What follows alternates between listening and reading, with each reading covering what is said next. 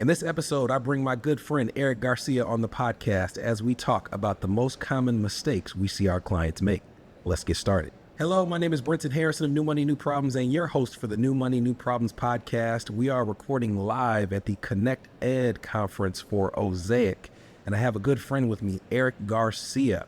Erik is another financial advisor and also another podcast host of Stuff About Money They Didn't Teach You in School. So we are going to put a link to that podcast in the show notes. It is a great podcast that you'll love, very conversational, and obviously talks about stuff that we all need to know financially. So we were having a conversation. We did a panel together earlier this week, and we thought that it would be great to hop in the podcast booth and share some war stories about things that we see most commonly with our clients. So Erik, thanks for being on the podcast. Tell us a little bit more about your firm as well. Yeah, man. Erik Garcia, I'm down in New Orleans, Louisiana. You know where that's at, right? Exactly.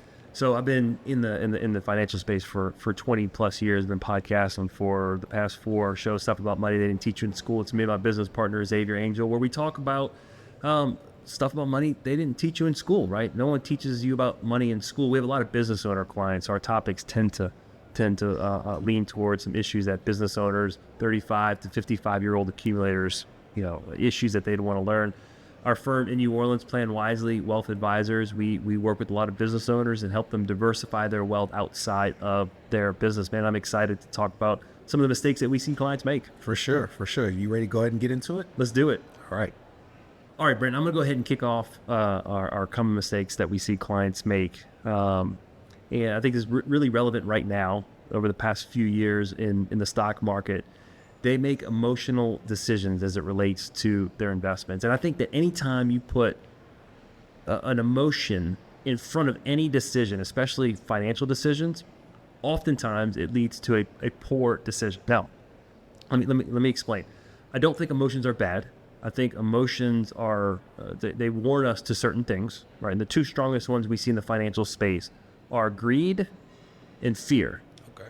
Greed and fear. And those 2, if you're making an investment decision and greed or fear stands between you and the decision you're going to make, it's probably a bad decision. Emotions make terrible advisors. Tell me an example of how each one of those plays out, like okay. Greed, fear. So a perfect example. What was it? Back in August 5th or August 8th, there was the market took a big dive, remember? Mm-hmm. And everyone's like, oh my gosh, I'm sure you may have gotten some calls from clients. Quite a few calls. I get a call from a client, younger client, maybe, mid to late 40s. And I was actually on vacation. And I hate when I'm on vacation and the market does poorly, because I know that I'm going to have to field some client calls. You just have to do it. So he calls me. He's like, hey man, what are we going to do? I'm like, what do you mean what are we going to do? He goes, you saw the market opened down. It's crashing. Like, are we going to go to cash? And I'm like, why would we go to cash? He goes, because the market's dropping and man, I don't want to lose portfolio value. So we talked a little bit about it. He's like, okay. I get it. I told him we're not going to do anything. And no sooner than I said, we're not going to do anything, he says, hey, I have a little extra cash on the sidelines. I'm going to go and buy some stuff that dropped. And in that conversation, in a span of 5 minutes, he went from fearful to greed, right? I'm afraid I'm going to lose money in the market. I have extra cash. I'm going to go buy some stuff that's down because I want to make money. Right. That's what I'm talking about. Okay. Yeah. Okay. I got one. I'll piggyback off of the market conversation. And, before we even go off of that, there's a term associated with like kind of that appetite for risk that we've talked about. Like share some about how you would process someone's aggressiveness, conservativeness. How would you process that? What were you like the risk tolerance? Is that what you're talking about? Yeah. So we love talking about risk. The industry loves talking about risk tolerance. We can't make a recommendation without assessing someone's risk tolerance. Mm-hmm. But the problem with risk tolerance for me is risk tolerance is nothing more than an emotion, right? How many of your clients when the market's doing well have a high tolerance for risk? Even your conservative, quote unquote, conservative clients, they all want to participate, mm-hmm. right? When the market's doing bad, your quote unquote risky clients don't want to lose money. And risk tolerance asks questions that's assessing someone's emotions, the emotions that are attached to risk in the moment. So I like to talk about risk capacity. Like, what's my capacity for risk? I don't like to lose money. I am naturally a conservative investor, but I'm young. I've got some liquidity. I've got a high capacity for risk, so my portfolio looks a little bit more aggressive for somebody with my quote unquote, I'm doing air quotes, y'all can't see me as an audio show, but quote unquote risk tolerance, right? So we talk a lot about capacity for risk. My piggyback on that, when you talk about the investments that people have in their portfolios, and you and I have talked about this, I think that, as you said, they act counter to what they say they feel as an investor. And I will come across people who are so conservative and they're so afraid of the market that they'll be in their 40s before they invest in anything outside their 401k. But something spurs them getting the investment bug, right? They talk to some friend who got rich off of, company XYZ. And instead of like tiptoeing into the market and doing like index funds and ETFs, this person who was never invested in the market to that point in time goes straight to single stocks. Greed, right? Emotion, Exactly. greed got in the way of them making a decision. You've gone from thinking that the market is the biggest, baddest, most dangerous thing in the world to all of a sudden thinking that for sure what the growth prospects of Apple are for the next year and a half. So it's crazy when I see people open up non-qualified, non-retirement investment accounts where they can choose their own investments, index funds, ETF, all these wildly diversified things that they could have done. And you go look in their portfolio and it's 2 or 3 stocks, and you ask them, what do you know about this? Oh, feel like that new iPhone is going to be great. Well, that's not enough. Yeah. But here's the thing. Our job as financial planners, I always say the market's going to reward people who stay invested. Right. So our job as financial planners is to keep our clients invested, regardless of their risk tolerance or their risk capacity. So we have to build portfolios that are going to encourage them to stay invested.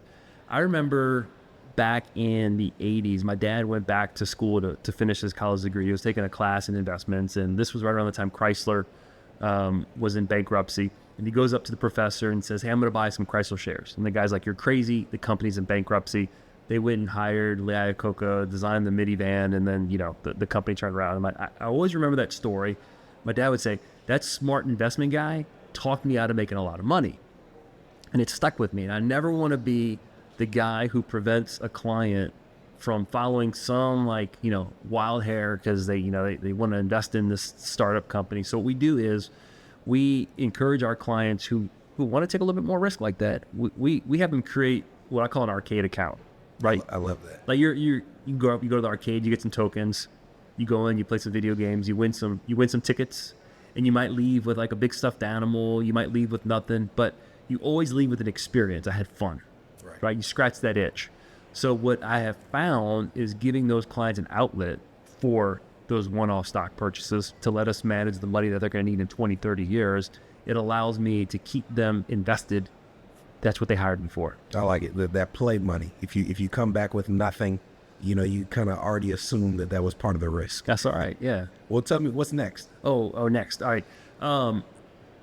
So this is the 2 kind of separate problems, but it's the same coin. They're just 2 sides of the same coin.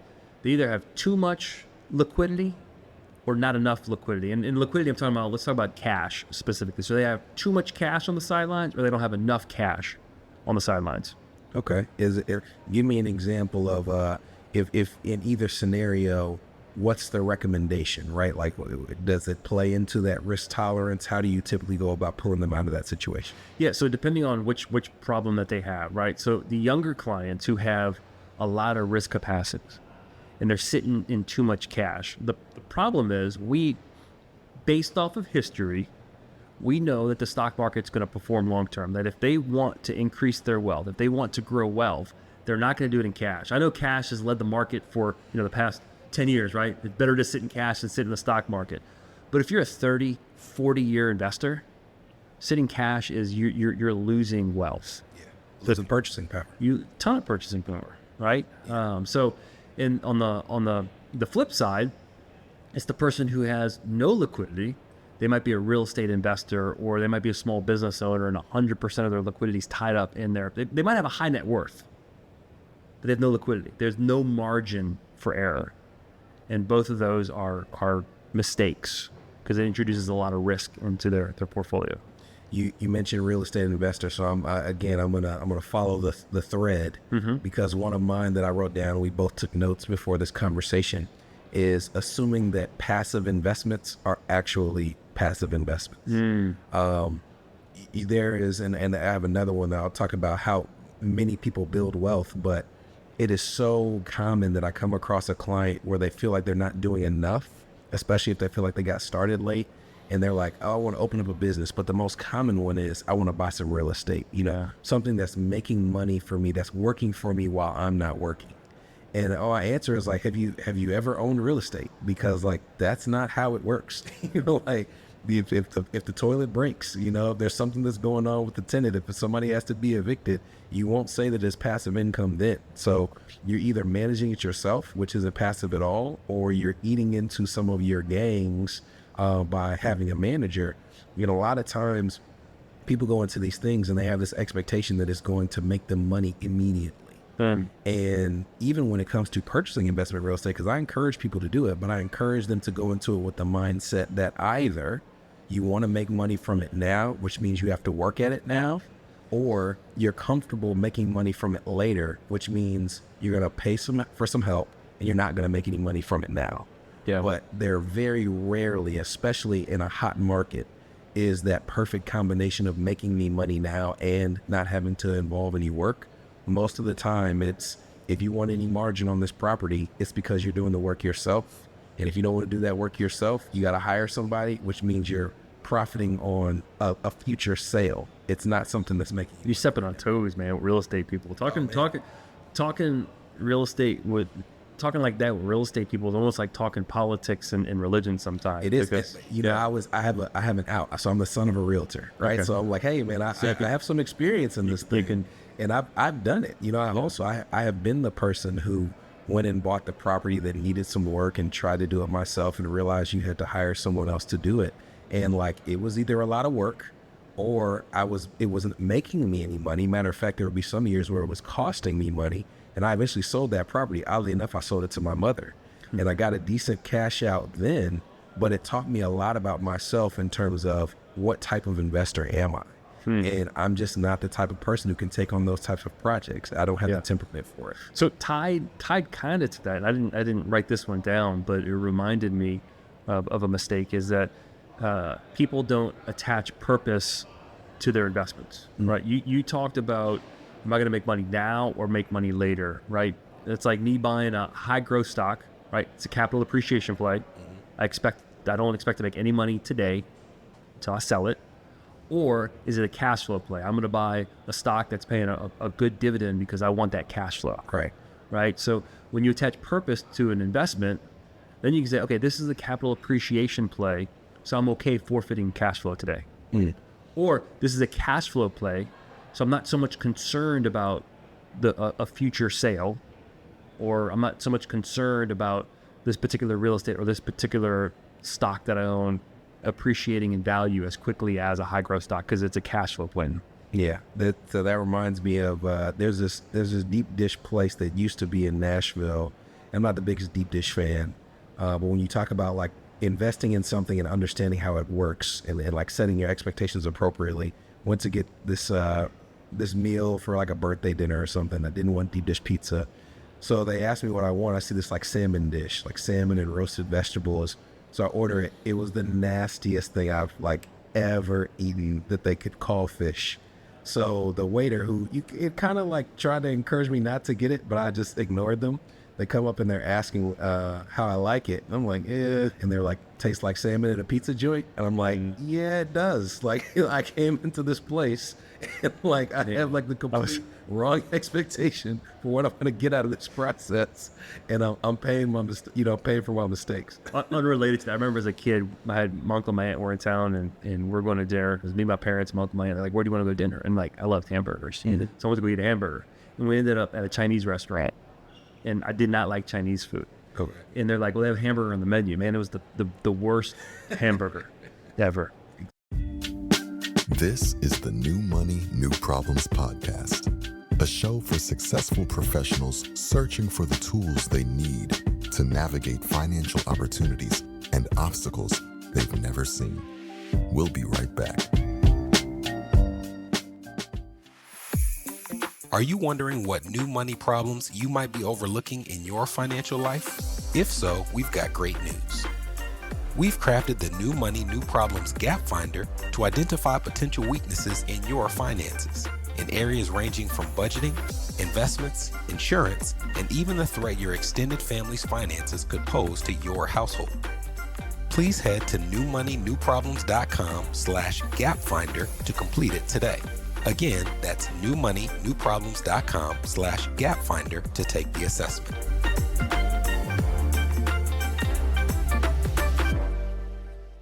You're listening to the New Money, New Problems podcast. Subscribe now at newmoneynewproblems.com. Welcome back. So mistake number whatever we're on, don't order salmon from a pizza joint or a hamburger from a Chinese restaurant. What's the next mistake? So I like the term that you use, like it's two sides of the same coin.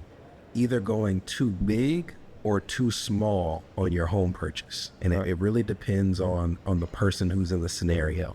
So I come across people who are in what I call slotted industries, right? You know, it could be a government worker, it could be an educator, where it's like, you know, there's these tiers of income, and based on the tier in which you're in, like that's what it's gonna be. You're not gonna have some teacher that's out there at the same level as another teacher making 5 times more than them, right? And there may be cost of living increases along the way, but for the most part, this is kind of the range in which you'll be. And inevitably, I'll find someone who's looking for a house and they'll get approved for a certain amount, and they try to borrow the maximum amount for which they're approved. Yeah. And all of a sudden you're immediately house poor, and you're in this situation where it's like, yeah, I'm in the home, I can pay my mortgage, but if something happens to the floors, if I need to repaint the walls, if something breaks, I need an HVAC unit, I can't pay for any of it. Yeah. And for that person, I'll have to tell them, hey, it might mean you moving farther out, it might mean you having a smaller house, but I promise you, you will appreciate being in a house that you can afford more than being like slightly closer to town in a house that like all you can do is afford to pay the mortgage. Yeah. So for that person, I tell them like, don't go too big. The other side of that is I come across industries where like your income potential is exponential, right? You have like that 35-year-old client who's already like director of something, is on the SVP track, and they get approved for a house, and maybe they already have, you know, a townhome, or maybe they're renting, and they'll say, well, I don't want my payment to be more than $200 more than my rent. And I'm like, dude, you can get that house now and pay a little more than you want to pay now, but have your housing costs fixed, and 3-4 pay increases down the line, you're not having to go look for another property, and your income has doubled or tripled. Or you can continue this process of like stair-stepping yourself up into houses, and you're just going to be moving every 4 to 5 years and hoping that that home increased in value. And now you can't do the first time home buyer program. You got to put at least 10 or 20% down. So instead of getting on that cycle, I'll tell people who are just like showing true growth prospects, go a little bigger, fix your housing costs. Maybe for 2 or 3 years, it's not the greatest, but if you're in a house that you truly enjoy and don't have to leave, down the line, you'll appreciate, man, my mortgage is the same it's been for the past 10 years. Yeah, I mean, you just put the personal back in personal finance. Yeah. Right, like you gave advice very specific to someone's situation. Exactly. Right. So this is kind of a little higher level mistake that people make, and this is what I find often. I think this is where us as financial planners add a ton of value in clients' lives. Is clients don't have what I call a statement of financial purpose, where they haven't thought through their money values. Right. What I hear often are people saying, I wish I would have known what I know today 20 years ago, or man, I don't know where all my money's going, or man, I really want to do this stuff, and they can never do this stuff that they really want to do because they haven't thought through why is money important to them. Yeah. So taking the time to thoughtfully understand what that purpose is. Now, this is different than goals, right? As financial advisors, we talk a lot about our clients meeting certain goals. My problem with goals is they're binary. Right, I want to get out of debt. I know you do a lot of debt planning with high income earners. Right. Okay. So now you're out of debt. Now what? Right. Do you start using your credit card again? Do you go back into debt? Right. It's I want to lose 30 pounds. I'll lose 30 pounds. What? Do I go eat beer and deep dish pizza again and get back unhealthy? So this idea of purpose is more of like, what do I believe about money? So rather than my purpose being to get out of debt, I want to spend within my means. I want to save. I want to spend 10% less than what I earn. Right. So this idea of, and it gets deeper, as you touch to your client's values, but the idea is, let's not just set a goal for something you want to accomplish, but let's set a lifestyle. It's a direction that you're always working towards. So if you're coming across, because that's not a typical thought process. So if you come across a client and you're asking these questions and they are giving you I want to pay off my credit card debt, like how do you encourage them to think a little deeper or think a little further into what the next phase looks like? Man, I think you just ask questions. I don't think you talk about the next phase. You don't talk about debt. You don't talk about savings. You just talk about what's important to them. Like, and you hear them say, man, like I'm the first one in my family to go to college. I grew up poor, and I don't want my kids to grow up poor.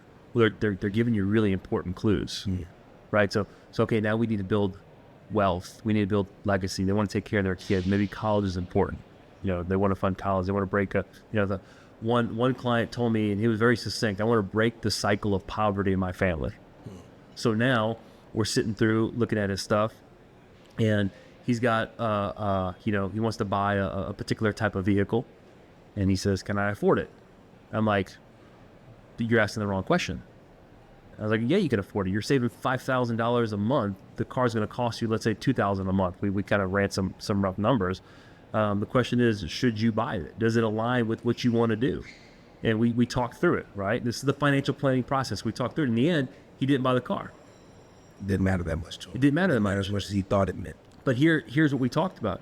I said, let's save $250,000 in this particular account. And let's have this conversation again. He goes, what do you mean? I said, I'm going to tell you to put 25% down on that car. If you've got $250,000, are you willing to put 20% down on the car? He goes, yeah, I wouldn't think twice about it. Right? Because he's got that he's fulfilling that value of what's important to him. Right?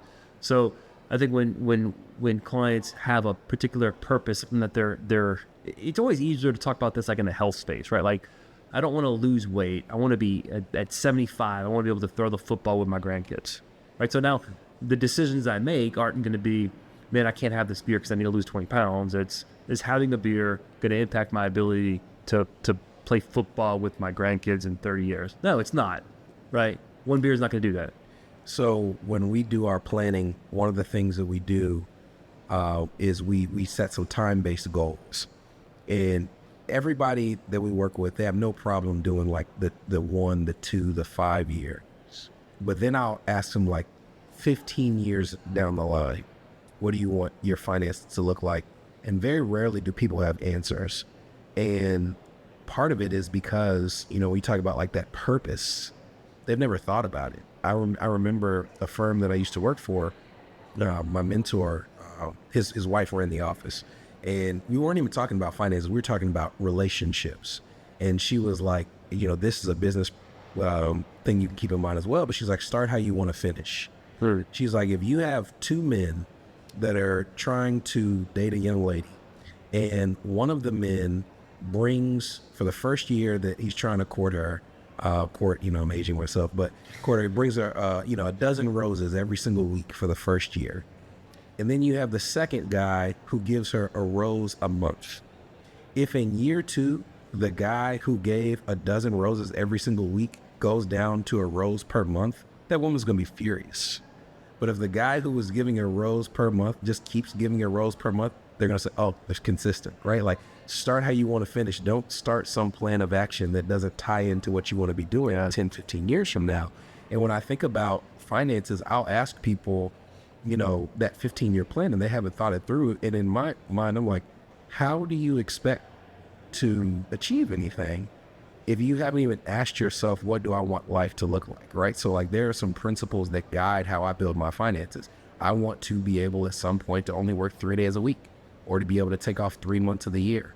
So everything that I'm doing now has to be guided by that decision, so that I'm like doing things now that build towards that purpose. And as a financial planner, when I know what's important to you, and you come to me and we're talking through something that you want to do, I can turn it back on you and say, hey, Brenton, does that help you get to the goal of working 3 days a week? Yeah. Well, no, it doesn't. Then don't do that. Yeah. Right? You shouldn't do it because it doesn't align with what's important to you. So along those same lines, I think it was Merrill Lynch, they did a study that said the reason why so many Americans or so many people in general have a hard time saving for retirement is because they can't identify with the person that they're going to be 30, 40 years from now. It might as well be them giving money to a stranger. So they started using aging technology. So let me age you so you can see yourself as an older person, and it starts to familiarize yourself with who you're going to be in the future, and it makes it easier for you to save for retirement. Something else that I have found that does that is when you start asking these questions and people are starting able to articulate what they want life to look like 10, 15, 20. You don't have to have specifics, but you're painting a vision. Man, I would love to own a beach house, or I would love to travel the world one day, and I would love to have 6 grandkids. You're connecting themselves with their future self, with their future self, and it becomes a lot easier to help motivate them to not make some of these mistakes that we're talking about, to help them make decisions that are in alignment with something that's important for them in the future. For sure. All right, you got a couple more? Let's do quick like lightning round stuff. Cool. And then I'm going to ask you a question about, I'll ask it now so you can think about it. Mm-hmm. What's the biggest mistake financially that you made? Okay. All right. So I would say a mistake that I find some people make is it almost seems normal to most people to have a car note. Like, I'm just going to perpetually have a car note. I'm perpetually like budgeting in $500 a month for the rest of my life. And I think that's a mistake. I would counter with people have the same mistake with credit card debt. Like, just the assumption that it's okay to have it in, perpetually carry $4,000, $5,000, $6,000 worth of credit card debt. Yeah. So you're okay paying $1,500 a year in just credit card fees for the rest of your life? A light bill to them. And there's no sense of urgency to it. Yeah. If I gave you an extra $1,500 a year, what could you do with it? I could do a lot. Yeah. They change their mind real quick. Yeah. They change their mind real quick. All right. You got your biggest mistake? Yeah. So we actually did an episode on the podcast. I'll link it in the show notes. Okay. I'll send it to you on the biggest financial mistakes I've ever made. I missed out on a 6-figure opportunity, and not like right at $100,000 by, in one of the hottest areas in Nashville, passing on buying a property because I didn't want my mom and dad to co-sign on the loan. I was like early 20s. I was like, I'm building my own destiny. I don't need any help. And it was the house, they were selling it for $117,000, and now land over there is like $400,000. Holy smokes. And the person who bought it tore it down, built 2 houses on the property, and ended selling each house for like $375,000. And I could have had that opportunity. The mortgage payment was like $800-900 a month, but I was like, oh no, I can't have my mom co-signing on a loan for me. Biggest mistake I've ever made. Okay. Yeah. What about you? Mine is, I try to accumulate too much too soon. Right. You might have this issue when you talk to younger clients, right? They see the lifestyle that they grew up in their household with their parents, and they go graduate from college and they want all that immediately. They realize it took their parents 30, 40 years to accumulate or to get what they got. So it's trying to do too much too quick. Yeah, I received that. Yeah. Well, cool, man. This was fun. Yeah, absolutely. We're going to do a round 2. Yeah, man. Let's do it. All right. From New Money, New Problems, this was the New Money, New Problems podcast, a show for successful professionals searching for the tools they need to navigate financial opportunities and obstacles they've never seen.